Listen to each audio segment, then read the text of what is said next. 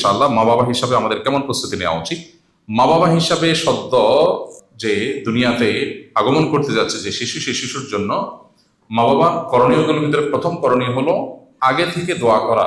সূরা ফুরকানের ৭৪ নম্বর আয়াত দিয়ে, রব্বানা হাব লানা মিন আজওয়াজিনা ওয়া যুররিয়াতিনা কুররাতা আয়ুন ওয়াজআলনা লিল মুত্তাকিনা ইমামা। আল্লাহ সন্তান স্ত্রী যেন চক্ষু শীতলকারী হয়, আগে থেকে দোয়া করা।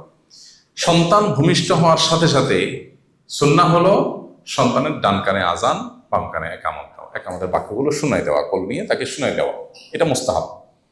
এবং তৃতীয় আমল হলো সন্তানকে শয়তান থেকে পানা চাওয়ার দোয়া করার জন্মের পর পর।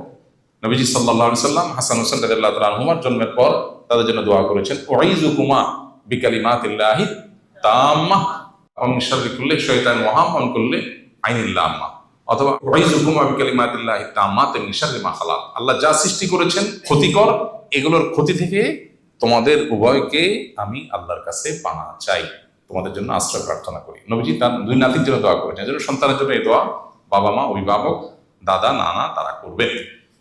এরপর তার জন্য সুন্দর একটা নাম দেওয়া, সপ্তম দিনে তার আকিকা করা, তার মাথার চুলগুলো সপ্তম দিনের চেষে সেই পরিমাণ স্বর্ণ অথবা রূপা বা তার মূল্য আল্লাহর রাস্তায় দান করা, এবং সন্তান যেন দিনদার আল্লাহর মুত্তাকি হয় তার জন্য ছোটবেলা থেকে সে প্ল্যান পরিকল্পনা করা। তার কানে যেন মিউজিকের আওয়াজ না যায়, কোরআনের আয়াত যেন যায়, বিভিন্ন আমল যেন সে দেখে, খারাপ পরিবেশ থেকে তাকে রক্ষা করার চেষ্টা করতে হবে।